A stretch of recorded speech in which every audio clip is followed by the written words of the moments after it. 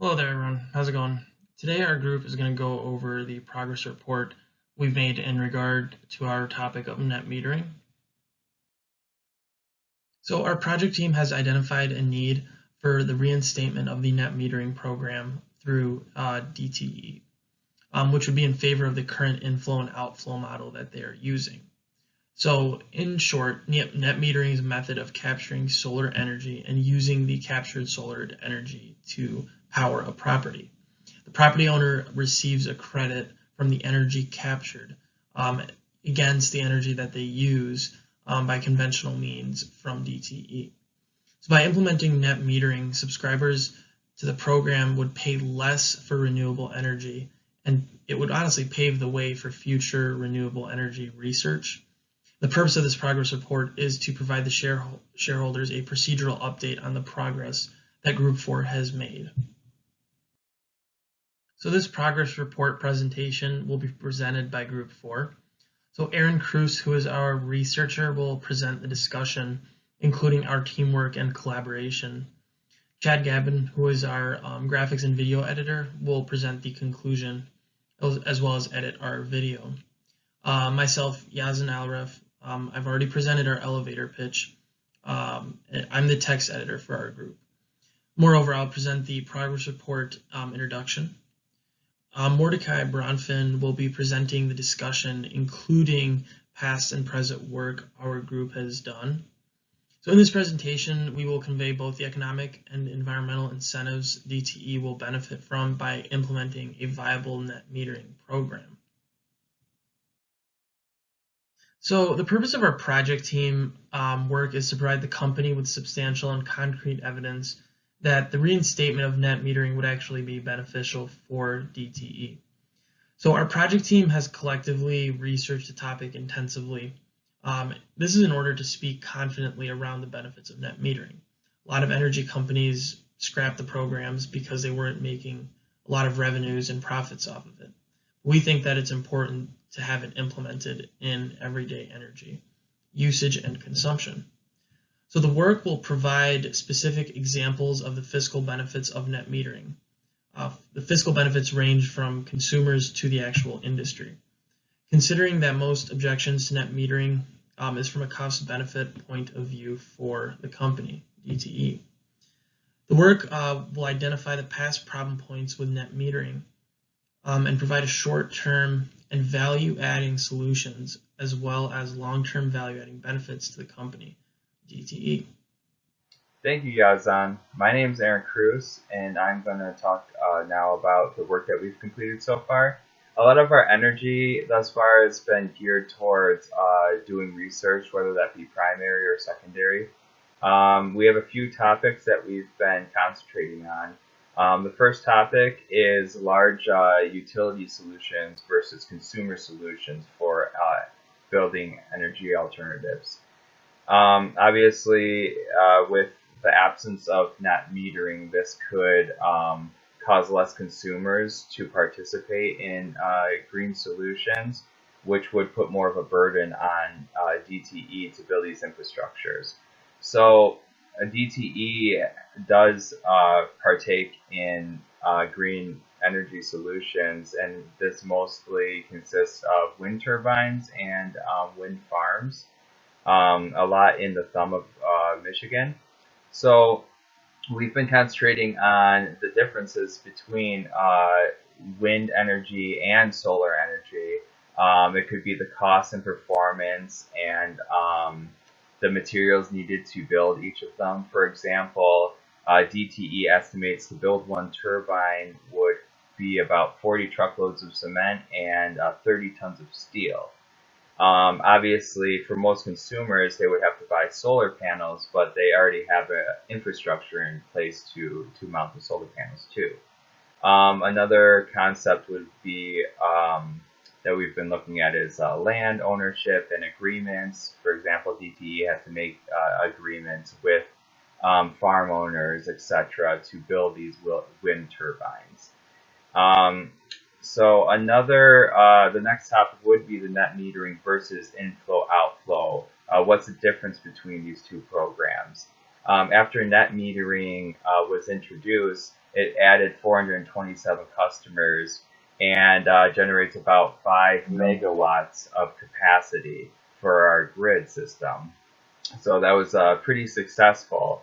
And without net metering, we want to look at how inflow outflow could possibly change, how much the consumer could be reimbursed for the work that they're putting in. Lastly, we've been researching a lot of press letters that come from Michigan Public Service Commission.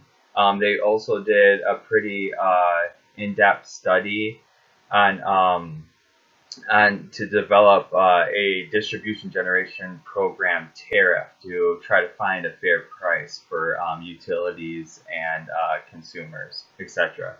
So lastly, I want to talk about our team plan, which has been the progress is pretty much on track so far. We've been extremely efficient with online resources as well as communicating and planning with each other. So next we plan on just continuing working towards our formal proposal document and presentation, and communicating ideas as well as sharing gathered resources. Next, Mordecai will continue the discussion on how we will move forward with our project. Hello everyone, this is Mordecai Bronfin. I will be presenting the discussion moving forward part. So this is kind of going to review how we're going forward with our project. So we have identified some key economic and environmental incentives of net metering. So the way that DTE Energy works, they produce about 40 million megawatt hours of electricity annually. 10% of that figure is produced responsibly, so about 4 million megawatt hours. And this is in accordance with Public Act 295 of 2008, which mandates 10% of electricity be sourced responsibly. So actually, about 90% of this energy is produced by wind farms. So while renewable, wind power is expensive in Michigan because we're not like a plain state such as Oklahoma or Iowa. So DTE pays about $60 per megawatt hour to produce this wind power. So having identified the distribution costs for various energy sources, we're going to construct cost-benefit analysis of net metering in contrast to other forms of renewable and traditional energy sources. So I work at DTE.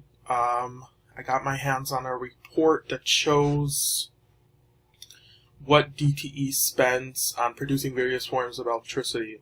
So actually 60% of DTE's electricity is produced from coal. Coal is very expensive. It's about $133 per megawatt hour. And given the aging infrastructure, DTE is investing in alternative energy forms. Actually, the average power plant that DTE owns is about 45 years old. So in the coming weeks, so obviously today we're going to finish the progress report. Then in the coming weeks, we're going to begin producing formal proposal with collected research. So really our primary research will focus on analyzing why net metering is such a good option financially and environmentally for DTE, given the circumstances of the various laws pushing utilities to produce more and more green energy, and the aging infrastructure, of course.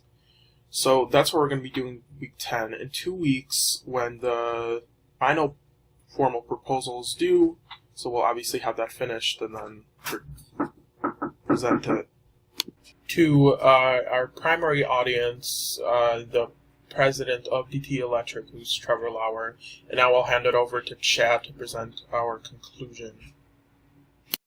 Hello everyone, thank you Mordecai for the introduction. My name is Chad Gabon, and I'm going to be going over the conclusion of our progress report. How I structured this was I just basically broke down what each team member talked about into their own separate slides, and I'm just going to summarize what they went over. So starting with Yazan, he gave us the elevator pitch in the beginning of our progress report. Essentially what this is our goal as a team. Our proposal basically aims towards reinstating net metering, which is a program that DTE offered that allowed consumers who produce clean energy, like solar energy, to be credited full retail cost of that energy when they put it back into the grid. What this did was created a lower cost for renewable energy. It also paved the way for a future clean energy infrastructure. Our proposal, Yazan also talked about, will present concrete evidence that net metering is beneficial for both DTE and the consumer. This is important because we want to please both parties that are involved with our proposal. This will include examples of fiscal benefits for both parties as far as budgeting and who's saving money when and where. Also, we'll address previous problems that net metering had, maybe problems that DTE saw with the net metering program, and recommend solutions on how to fix them. So moving forward, Aaron did a outline of the research we've been doing. A few topics that we're going to be covering in our final proposal are large utility solutions versus consumer solutions. Something else we're going to be looking at is the cost needed to build a wind farm versus a solar farm. Another topic that we've been looking into is net metering versus the new inflow-outflow system and benefits and effects of both and why one might be better than the other. Also, something else that we're curious and interested in is the Michigan Public Service Commission's new tariff development that essentially is trying to make a fixed rate for producing clean energy for consumers that might be better or higher than what it's currently at, which is good, but not quite the full effect of net metering and where that was at. Essentially, Aaron also talked about how essentially we're on track with what we're trying to do and what we initially set out to do, and we will continue working towards the formal proposal from here on out. Mordecai went into a little bit more in depth with some of the specifics on benefits of how DTE operates and the benefits to green energy. So what he talked about was both the economic and environmental incentives of net metering. He made a point that 90% of DTE's green energy is produced from wind farms, but it's expensive. When you compare that to producing solar, it's a lot less money, and when you provide an incentive for customers to do so, it's good for everybody. Also, what we plan to do is produce a cost-benefit analysis that shows the positive effects of encouraging solar power production. Mordecai also pointed out that most of DTE's current energy, about 60%, comes from burning coal, which obviously is worse on the environment, and it is expensive. And just as another fact, he pointed out that outsourcing energy generation to the consumers themselves is both cleaner than coal production and cheaper than harvesting wind energy. So it's better than both of the majority of methods that DTE is using right now. Thank you guys for listening. As always, if you have any questions, feel free to email any one of our team members. This proposal is very important to us, as any incentive to produce clean energy is a good thing, and it's good for the environment, the economy, and moving forward, we hope that DTE will listen to the research that we performed, and maybe we can make a change in the current system. Thank you.